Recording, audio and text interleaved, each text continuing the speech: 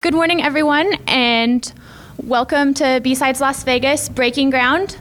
Before we get started, we've had a couple announcements. So we want to say thank you to our sponsors, especially our Inner Circle sponsors, Critical Stack and Valamail.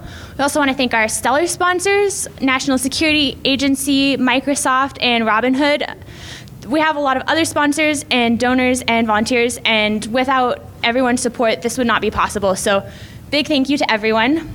And also would like to remind everyone that this talk is being recorded and streamed to YouTube. So if you have a cell phone, please silence it. And if you have questions, please use the microphone, raise your hand, I'll bring it over so that you can ask questions and everyone can hear you.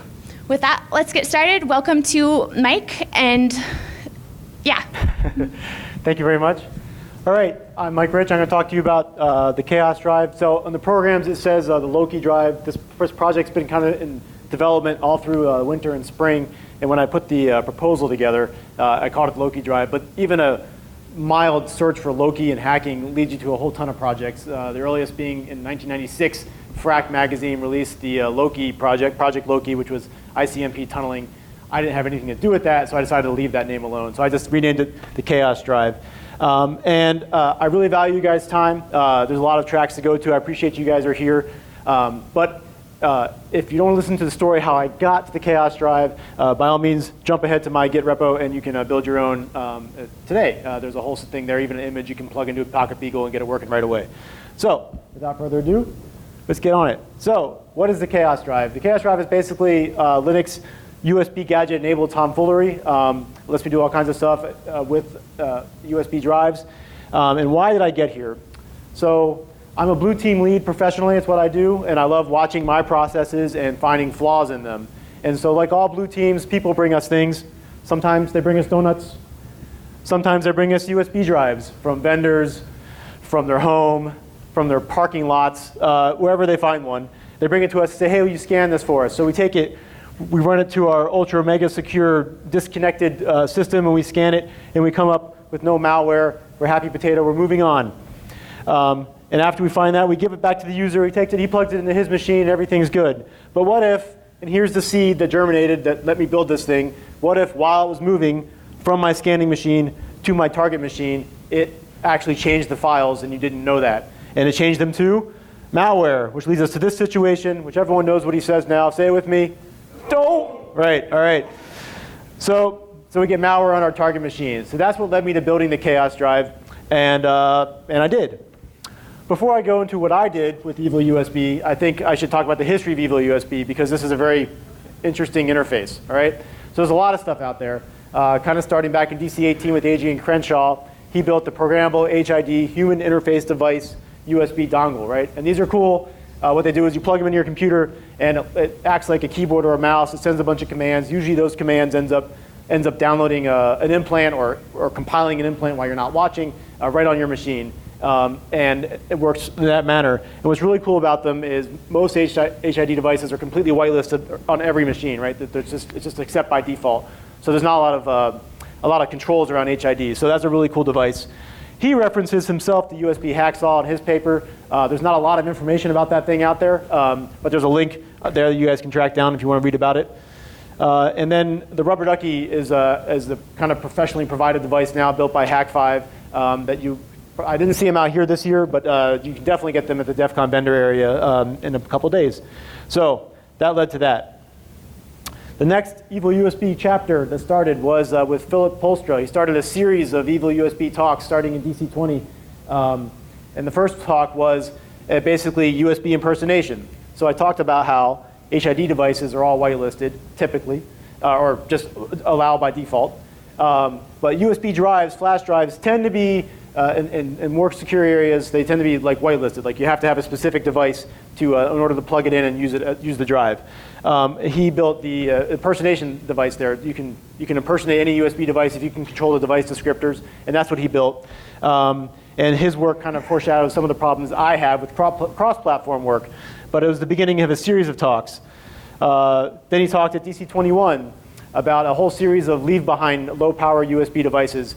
And here he really got into the BeagleBone series of boards, which is why I ended up using as well. And to be honest, like all of us, if I just spent a little bit more time paying attention to what he was saying and reading his slides, I probably would have saved myself an awful lot of time. But I didn't, and I took the hard way. And then he followed that up finally at DC23 with one device to own them all, pwn them all, which was finally, he kind of refined his BeagleBone mastery and built a board that did everything. It did the HID, it did impersonation, it did all those things that he had built over the years. He kind of finished it there. So that was his series of Evo USB. But it didn't stop there. This device, this interface, this allow and trust by default interface is a really big problem for security. You guys probably have heard of USB killer. That's just a high voltage override for your machine. I tried to find some really cool videos of plugging that thing in and poof, getting a cloud of smoke. But what really happens is you plug that thing in, your machine turns off, and it basically never turns back on again. And so it's not all that dramatic, but USB killer. And then bad USB. In the last year or so, there's been a lot of social media about bad USB, and I've associated it because of that with a set of accessory cables, right? They're basically man-in-the-middle attacks between a device and your computer. They're intelligent cables. They can do whatever they want to the data that goes back and forth through them. However, what really was bad USB was in Black Hat 2014, where two researchers introduced it, and it's really cool. It's a USB device that installs malware on your machine, which is cool. But what's really cool is that malware then looks for vulnerable USB devices to be plugged in, and it reflashes the firmware on those devices. So that's how it replicates. And that's a really cool attack vector, completely undetectable once it's on the USB drive, because no one's checking the firmware of your device, which is actually why Chaos Drive works too. And so, like I said, it also went to these accessory cables with built-in microprocessors, and then we're finding that thing every day.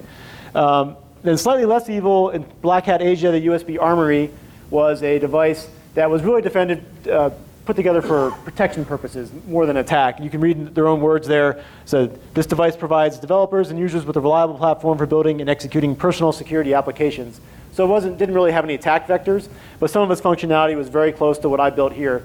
It's actually pretty hard to find. I haven't been able to find anywhere to buy one of those things right now. There's rumors of a new one coming out, but I haven't been able to find any. And there's some links to the YouTube videos so you guys can research those.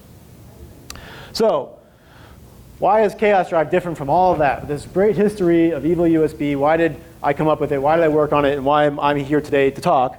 Before I can go into that, basically Chaos Drive is a storage-focused attack. And for the non-storage nerds in this room, storage is basically presented in LUNs, logical unit numbers. That's the actual data space you put your information on a storage device. It works, it's on USB. It's also most network attached storage, enterprise level storage.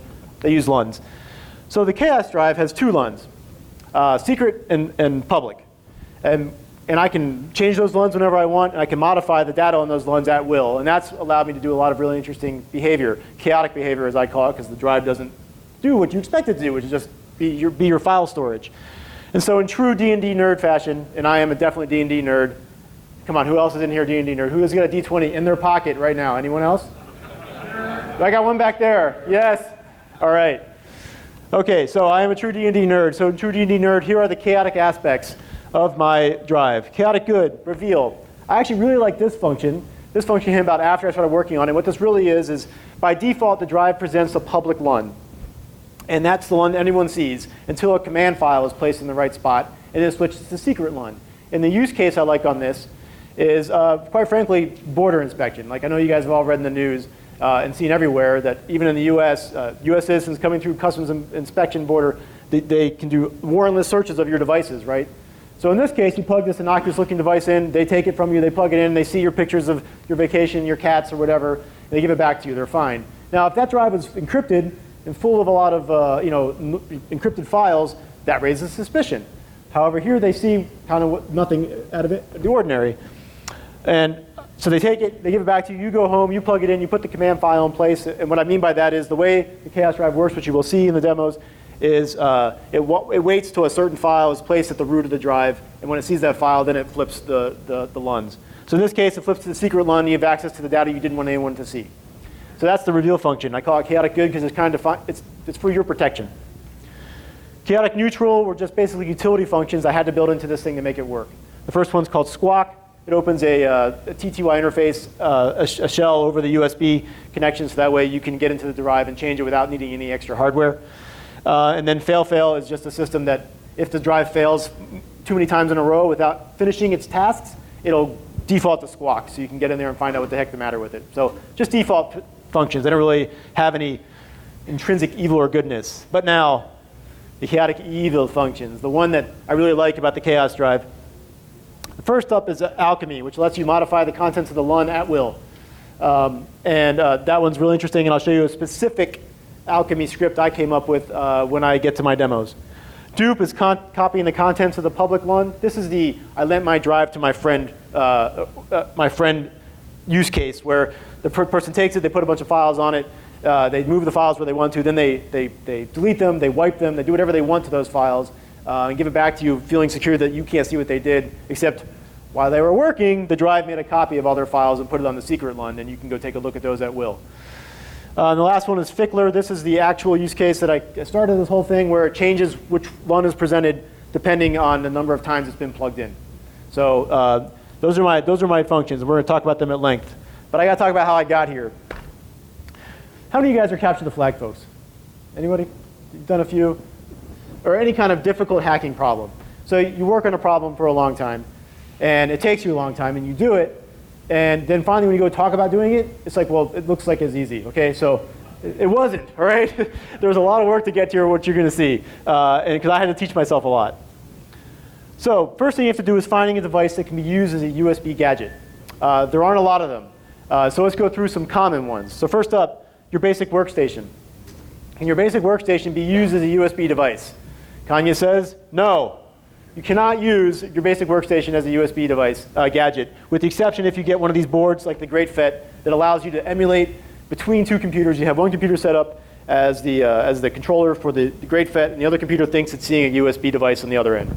So you can do that if you buy those extra boards, but it seemed a little overkill for what I needed to do, so I didn't use those.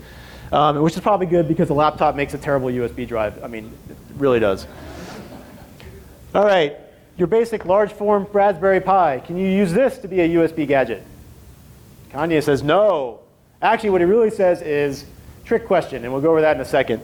But basically, the large form Raspberry Pis that you can buy on Amazon or anywhere else don't generally work as USB gadgets. I learned that the hard way. Your basic Arduino. Nope, can't use those. There's some click-in boards you can use, but out of the box, Arduinos do not work as USB gadgets.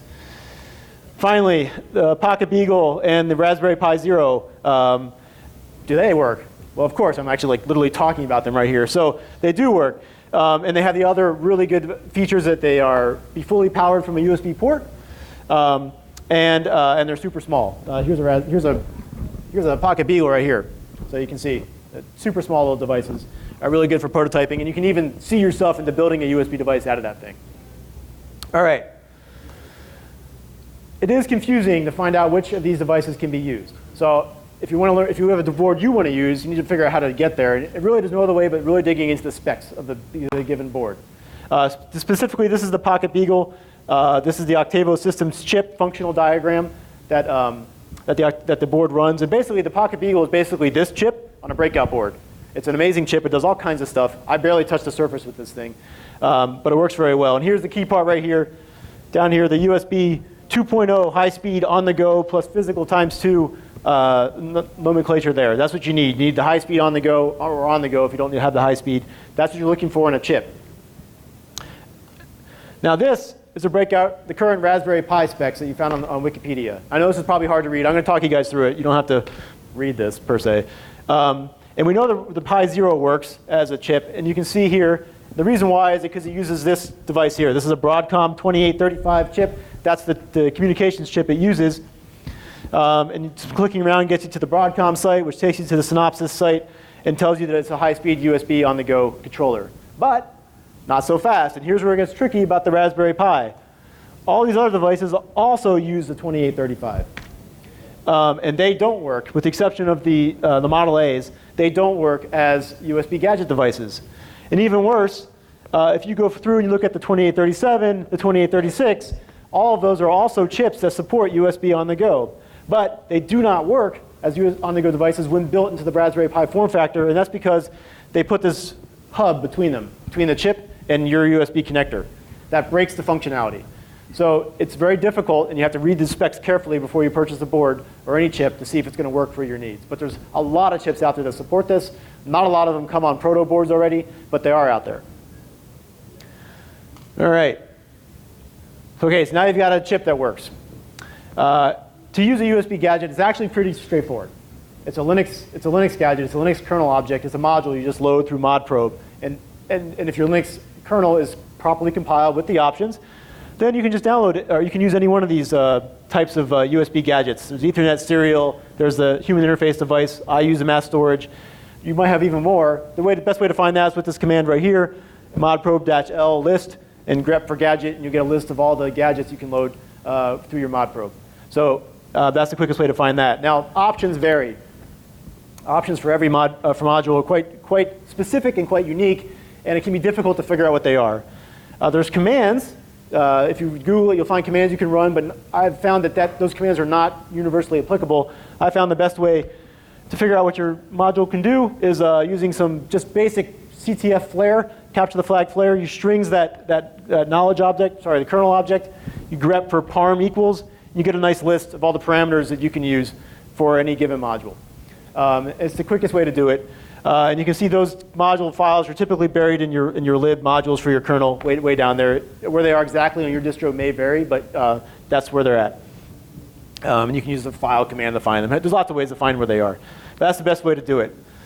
All right, so once you have that, you figure out how to use it, figure out the minimum options, you run this command, modprobe, the name of your module, the options, and if your device supports modules, supports gadgets, if your Linux kernel has been compiled correctly, if you got the options done correctly, and if your device isn't already presenting a USB gadget, use lsmod to find out, by the way, then you will present storage.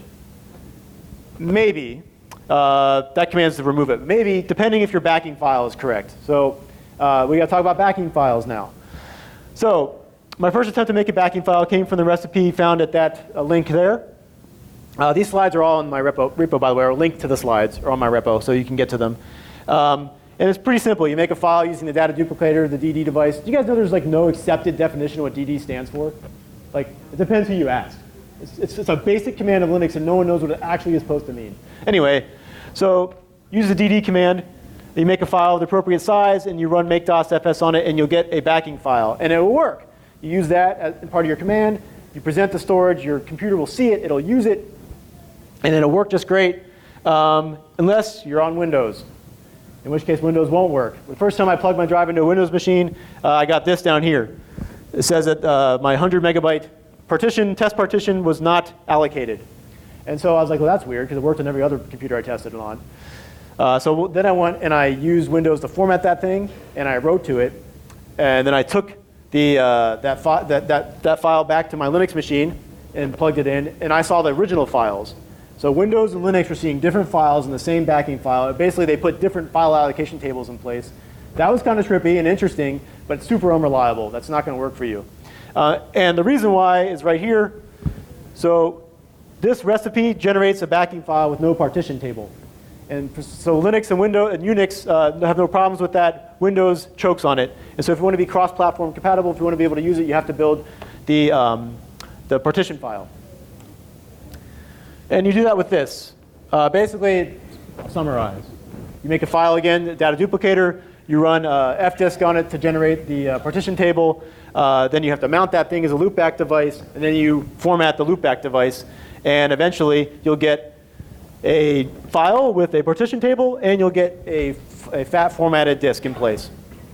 Now, that's a lot of little fiddly bits in there. Nothing's difficult about it, but it is kind of a pain in the butt to do it over and over again. And so inside my chaos directory of my image, which you guys can download, or just even from my repo, you'll find these scripts I wrote, backing file make, backing file mount, backing file unmount, just to kind of simplify that stuff, auto magic it. But it's doing these little fiddly bits for you. All right.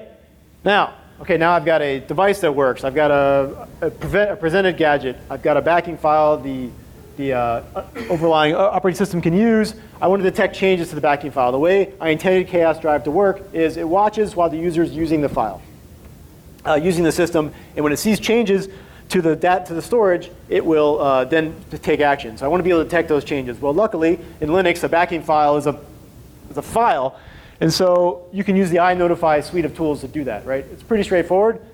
You just open up a watch. This is what happens. You open up a watch.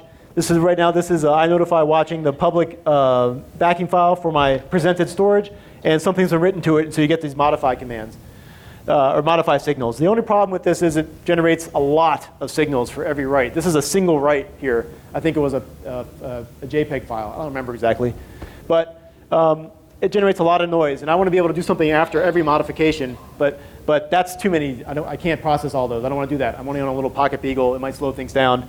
It might jam up the whole thing. So I wrote this script, which is in the code, which basically turns into a low-pass band filter. So it takes all those notify commands and reduces them to one signal. So that way you only have to react once for any given file write. And that's the. Then once you have that, you can mount the backing file internally to the device, and you can see what was done to it. You can also, but what you can't do at this point is you can't write to it. All right, if you have two parts of the same system that have write access to this particular backing file, it's very undefined behavior, and it's not going to result in good work for you. So you can only do it in read-only, which complicates the way I want Chaos Drive to work a little bit. So that means before I present the storage or after the storage is closed, that's the only time I can make changes to the storage. And so that's something that has to happen on boot or turn off. And then you have to use the loop device again to get that thing mounted correctly to read it.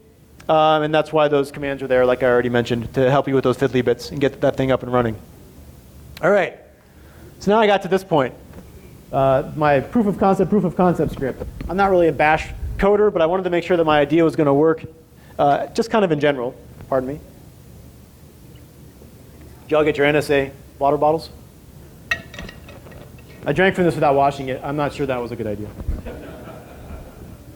All right. So this is my basic little script. This is all it took once I got all that stuff worked out. Once I got my system up and running, this is all it took to make it work. It literally just, it presents the storage, it watches for write to it, and then it checks for my command file in place, and then it switches the storage. And it absolutely worked. And so I did my first happy dance with this thing here. And now a little funny story about GIFs in Microsoft, and using in Google Slides. That guy will never stop dancing. Never. Even when he's in the little corner of your screen, your slide sorter, while you're trying to work, he's dancing. That's really distracting. So I recommend putting a cover on him when you're not using it. All right. OK, but here's where I ran into my problems. The boot times. Those of you who don't know, systemd will generate this amazing graph for you, give you a waterfall chart of how your system booted. At the very top is the gray bar. That's the basic kernel. Then all the services start booting on the right. Well, the left. I know you can't. You're right. I know you can't read that, but I'll talk you through it a little bit. So this is the basic boot for my kernel. This is the production Raspberry Pi 0 image that they provide with systemd analyze. And so it takes 18 seconds just for the kernel to boot up. And way down here is my Chaos Drive service, which presents storage at the end of this red bar. That's almost 30 seconds, 40 seconds, depending. And that's really unacceptable from a perspective of like emulating a USB drive, right? It's just not going to work for me. Most USB drives mount in 2 seconds, 4 seconds. It depends on your system, but pretty quick. So like all good hackers, I turned to Stack Overflow to solve my problems. And this is the one I found. And the only thing I really took away from everything that was in here was this. For best results I could reach were provided by build root. And I was like, what's build root? I don't know what build root is. So build root. Build root's amazing. It is a whole architecture out there designed to help schlubs like me make embedded Linux processing systems. So it's got a whole list of boards you can use. It's got a whole build cycle configuration system that you can use to use build root. Build root is awesome, but it's also a little bit complicated and finicky. And so I had to follow in the footsteps of multiple folks to get my build to work. Robert C. Nelson, he writes the BeagleBone series of like the images, the production images that you download, they're mainly all his work.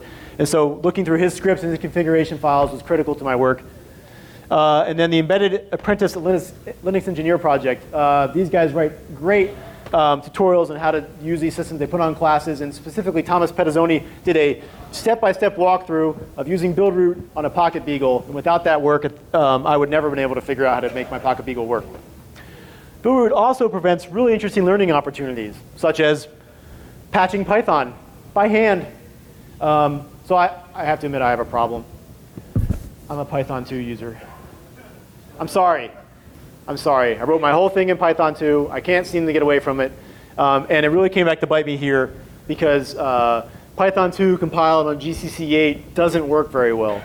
And when I went to go do my compilation, I got a segmentation fault while compiling. OK, now I have written a lot of code that segment faults while it runs. I've never had one that segmented faulted while it compiled. So I had to figure out how to patch Python, and that required hand diffing the repo. Hand patching the core GNU libraries with sed. That's another problem I had. Between two builds one day, I had built my system successfully. I built it the next day, and a bunch of symbols disappeared. Because those symbols disappeared, the libraries would not rebuild for me. And so I had to figure that one out. So I had to use sed, and I think I even had to use VI to get this thing to patch right. All right, but the payoff is great. So at the end of all this, so I got the build right. I had you have a 4-second boot time, and that's like not even optimized, right? That's like out of the box build root. I didn't spend any time trying to optimize it. 4 seconds from power on to login prompt. And I was like, OK, I have a device I can actually use now. So like I said, it's a difficult system to learn to use. So I want to attempt to pass along some of the wisdom I gained while trying to use this thing. First off, this is the configuration tool. If anyone who's compiled Linux probably has seen this before, but this is what you use to set all the very, very specific things you need to make Buildroot work is with the configuration tool. Now, Buildroot is a file structure when you get it. It's just basically just downloading a file structure, and it all works from there. At the root of the Buildroot file structure is where you need to use these things. You'll be using menu config for Buildroot, you'll be using Linux menu config, you'll be using BusyBox menu config to get this thing up and running. But if you decide you want to go to the Linux folder under the Buildroot and then do your configuring from there, you're going to bork your entire setup. It will not work. So always make sure that when you're doing the work from here that you do it from the root of your Buildroot. And this is what the tool looks like. And it's got the super useful slash function to find things. So you type slash, you get this nice little box, and you can look for things. You look for things like the word nop. And then maybe you find something like this. You find this little guy here. This thing right here kept my thing working for weeks. Finding that I had to turn this N to a Y is what makes the USB gadgets work. It turns on the transceiver, it lets the device work. And if anything I've learned as I've done capture the flags, as I've done OSTP, as I've practiced just being a better hacker, is that bytes matter. And that little Y right there, that mattered a lot. And that's what let me get this beautiful light blue text that tells me I have a working USB gadget transceiver, and now I can actually present some storage. So make sure you take advantage of that to find your features. All right, don't accidentally make as root. It doesn't mess your system up at all. There's nothing wrong with the Buildroot setup. There's no malware in there, but it will destroy all the permissions for your entire Buildroot setup. And then you're going to get stuck, and you're kind of get in a bad to-do loop there. You will need to switch to root frequently because you'll be writing images to flash drive, to SD cards, all this kind of stuff. You'll be doing that, and because you're doing that, you make sure you switch back out of root before you make again. All right, perhaps put your Buildroot environment inside a VM, insulate it from your iron. So the breaking I had of the new libraries was definitely caused when I had to update my system so I could get VirtualBox up and running. Somehow it updated something in the background, and it broke my build environment 2 weeks before I was supposed to be here. And I wasn't done building all my stuff. So that took me like 2 days to dig myself out of. So maybe put Buildroot in a VM, so that way it stays solid. All right, we got Buildroot working. So the one thing I could not get working on Buildroot was a Buildroot image for Raspberry Pi Zero. I tried over and over and over again, and I could not get it to work. There's some problems. I think it's the I think they updated the chips for the memory on the Raspberry Pi, and the code hasn't kept up with it. And I just cannot get it to work. So I eventually found my way to the Pocket Beagle. This is a Pocket Beagle, like I told you about. This is the dev board that comes from BeagleBone. You only need 3 things to work with this guy. You need the board, you need a data cable. It needs to be a micro USB to standard USB male-to-male data cable. Don't buy the charging cables, they don't work. Don't use the little squiddies that they give you away as vendors. The squids, the octopi, those things do not work. They only carry power. So you need to carefully check for these things when you buy them. And you need an SD card. Now let's talk about SD cards real quick. I don't know why Pocket Beagle did this, but the spring in here is way overpowered. All right. I did that in my office. It bounced off the wall, and it fell in the garbage can. So be careful when you're loading and unloading your SD card chips into the Pocket Beagle. All right. Now that's the minimum you need. I highly recommend you solder in. Where'd my chip go? You solder in a header onto the P1 table here, and then get yourself a console cable that'll let you plug into the debug TTY, and you can see all the data right away. Because if that SD card doesn't work and something goes wrong with the Chaos build and doesn't present the USB TTY, you're not going to be able to log into this thing. Now, it's an SD card. You can put it on a Linux machine. You can edit all the files from there. You don't have to. If you want to edit directly on this guy and have a quicker dev cycle, use a console cable. And a word about console cables. OK, white is for receive and green is for transmit. But one hacker's receive is another hacker's transmit. Make sure when you plug this thing in that you cross the streams. You need to put transmit to receive and receive to transmit. That might have been obvious to 1,000 other people, but it wasn't obvious to me. And I probably spent like a half a day trying to debug why my TTY wasn't working. So make sure you do that. And then the ground connection. If you plug in the red one, the power cable, I think it'll power the board up. And that's not what you want for the purposes of how I use it. So I don't use the red cable. All right. Now you got that thing up and running. And this point is when I built the Chaos Drive structure. So the image that is on my website, the image that the build root instructions I give you build has all this stuff in it. It starts with like the S50 boot up script. The initial script just generates the TTY for you, so you can log in without using a console cable.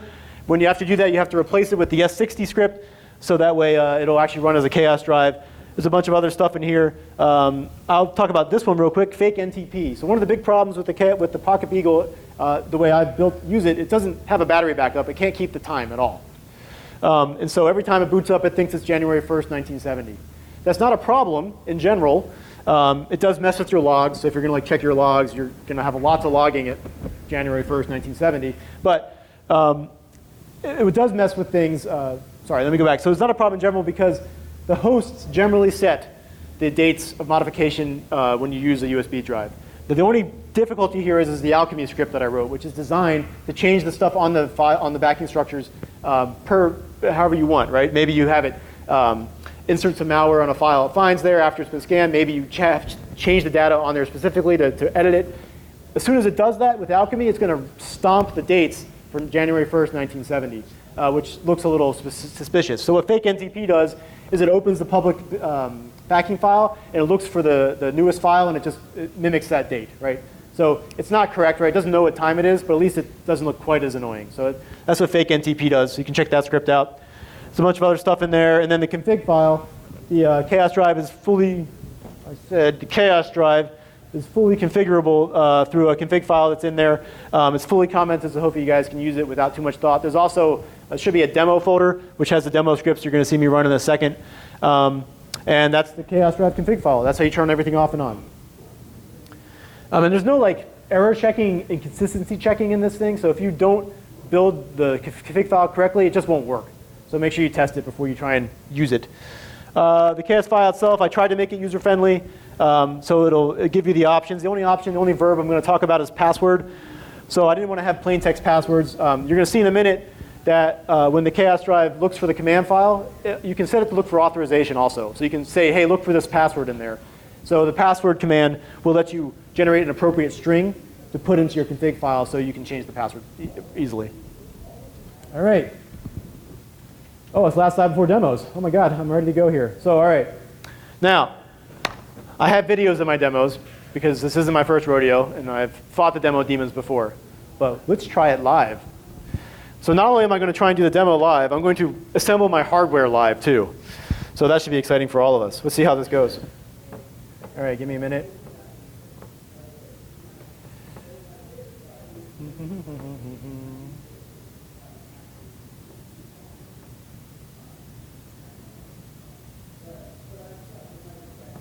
All right, let's get that guy over there. Let's get this guy over here.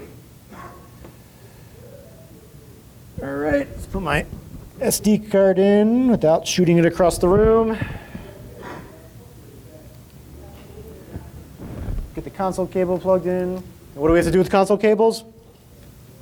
Cross the streams. That's right. And I wasn't sure that doing this live was a good idea, but you know. Anyway, here I am.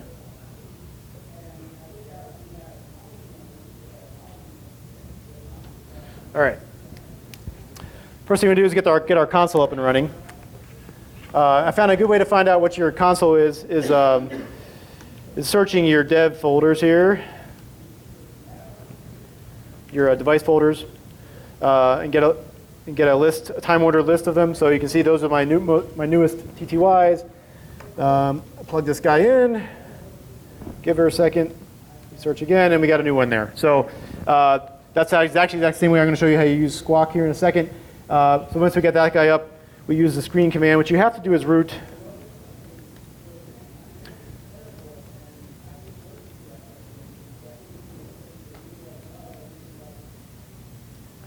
Put a speed in there. All right.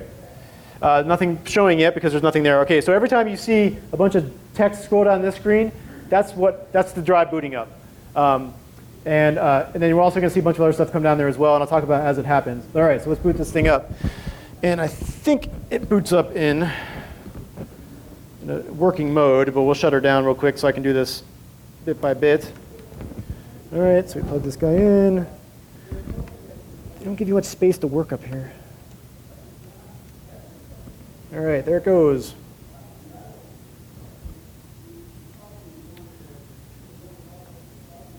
And bloop, there, we're booted up. You can see it presented the storage right away. And oh, did I not? Oh no, I didn't clean it up. You really should prepare these things ahead of time. Let me delete this stuff real quick.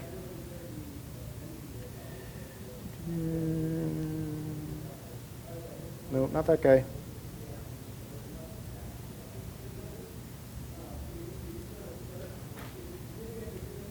All right.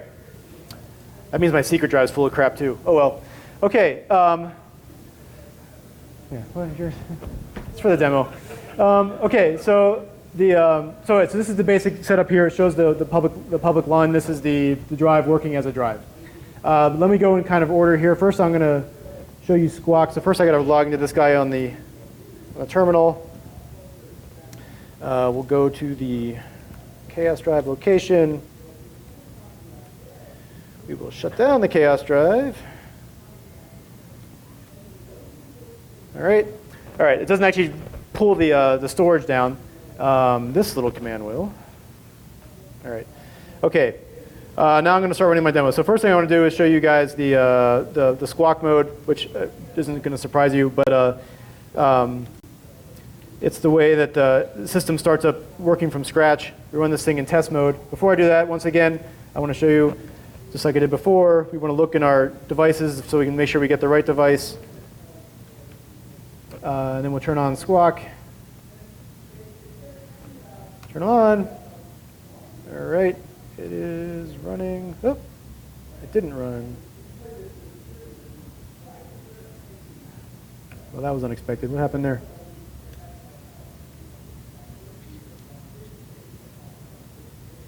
The Squawk demo was not supposed to present storage, guys. All right. Oh, yes, it does. Oh, now I know why. Okay. Okay, we're all good. All right, so the reason why it presented storage, that's what it's supposed to do. So Squawk is meant for you when you get it up and running, you want to get the terminal turned back on. You can force Squawk with the Squawk verb, or you want it to be able to activate it on command. So in this case, we place the right file in position. It's easy enough to do this from Linux. swordfish is the command, that's the default. Media, Bernie.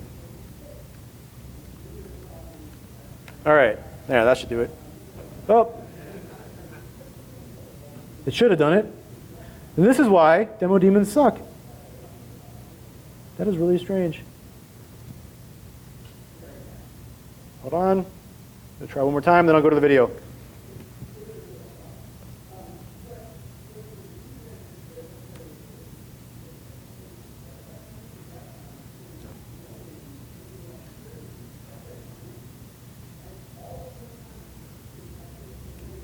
Wow. All right, video time. All right. That has literally never happened, by the way. Never once has it said read only for that thing. I'm not sure why it's doing that. Let's see if I can get it to do this. No, it is not happy. All right, debugging is probably not in the best interest of myself here. Okay, let's get this video up. All right. Don't pause. Okay. So what it's going to show you on the right here is the same thing I was showing you to find out the exact device you should be using. So it's going to look for it. Nothing there. I'm now going to put the file in place.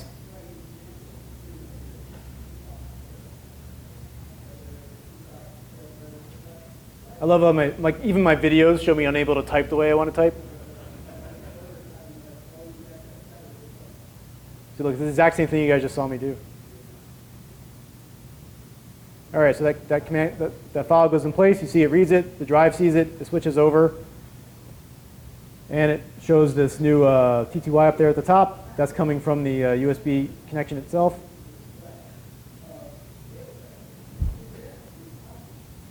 And it runs. All right, well, you guys have already seen the screen there, so let's stop this thing. Okay. All right, well, I'm concerned that most of my other demos aren't going to work as well for some reason, because this is the way it goes. All right, so let me show you the ones. So the way reveal works, we'll show you reveal after we show you dupe. So dupe, like I said, copies these things over. So the dupe function, we'll try and run this thing here. So here you can see secret files. There's nothing in the secret files. And then I will get this thing moving. Come on. All right, so here the user has put some files in place. He's ejected the drive. Then it's going to reboot it back up again. What you can't see in the background is here I'm literally plugging in and unplugging this thing in the background. So it reboots.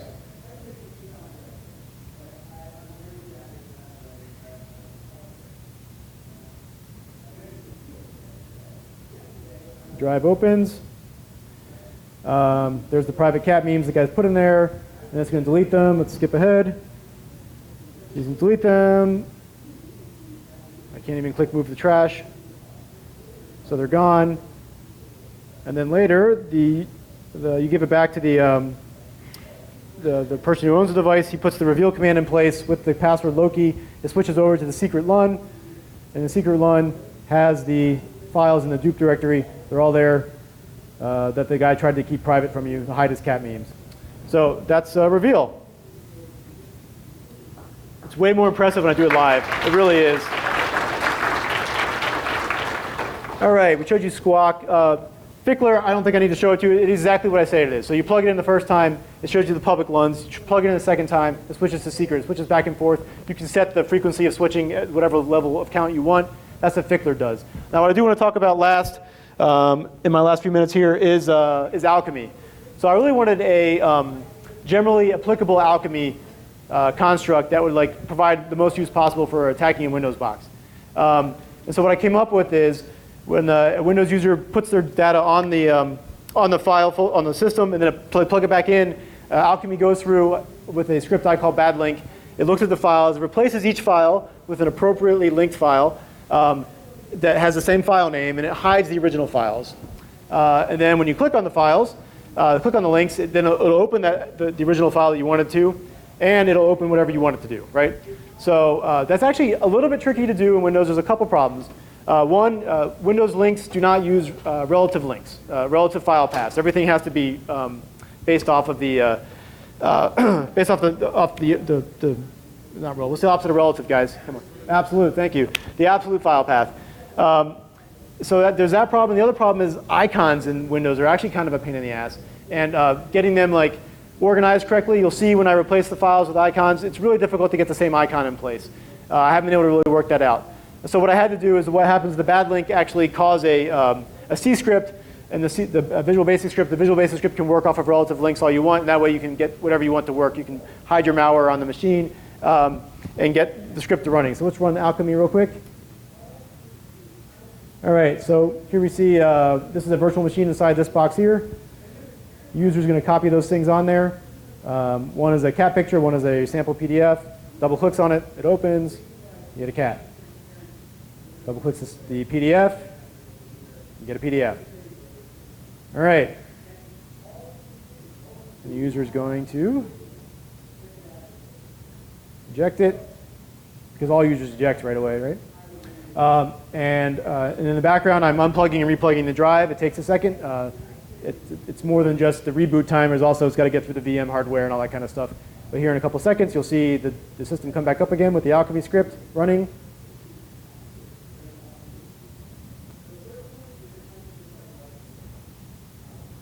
Is this an uncomfortable pause? All right. There it is. OK, so now it's replaced. Let me pause it real quick. You see it's replaced the two files, the MaxRes default, which is the cat picture, and the sample with the links. Now I know it's clear. Those are links, right? The goal is lots of people don't pay attention when they finally open. And if I can get the icons to work better, then they would look just like they were before, although I think that the MaxRes default one is going to be really difficult to do. So it replaces them with links. The user not paying attention double clicks on their files. They get the file they expected. And they also get the calculator. And same thing with the PDF. Double click on the file, you get their PDF, and the calculator. Now, I mean, everything's set here to open in the public, so, but if you have a thing running in the background, you're not going to see the calculator. But yeah, so there you go. So hopefully an unsuspecting user would put files on there, they go to change the new computer, they edit them, and they would get that response. Now, of course, if they copy those files, it's not going to work right. So there are problems. You can see what happened in the background is I replaced the, I'm not going to stop recording. There you go, OK. I replaced the files with links. I moved the files to a hidden folder, and then there's the hidden startup script there that does the actual work of picking the right file to run. And that's all in the bad link folder inside my stuff. So that's the Alchemy file. All right, back to the presentation. I'm so bummed my scripts didn't work. All right, we'll skip my videos. All right. So where do I go from here? So I love the Pocket Beagle. It's a great board, but it is two problems. One, it's a Linux gadget, and no matter what I do, I think I'm going to have a hard time avoiding this thing. So a couple quick clicks gets you to the Linux file storage Gabit. It shows you that it's not a normal USB drive. I don't want to avoid that, right? I don't want people to be able to find it that easy. I'm not sure I'm going to be able to get away from that using Linux gadgets or not. I need to look at it. The other problem is, as small as it is, it's kind of big. And so if I want to try and make it look like a USB drive, I can plug this guy in here. But that's not fooling anybody, right? It's kind of big. Maybe I make it like a little bit better setup, and I get something that looks like that. It's just not going to fool anybody. I don't think it's going to work. Luckily, Philip Polstra showed the way before with a whole series of basically actual microprocessors, microcontrollers, which you can put the code in there. But that required me to abandon the Linux stack as a whole. And I'm not sure if that's going to be a solution. It might be something else. But there you go. That's the Chaos Drive. You can go there and build your own. It does work. I don't know why it didn't today, but that's because you're here watching me. And these slides are on there as well. Thank you.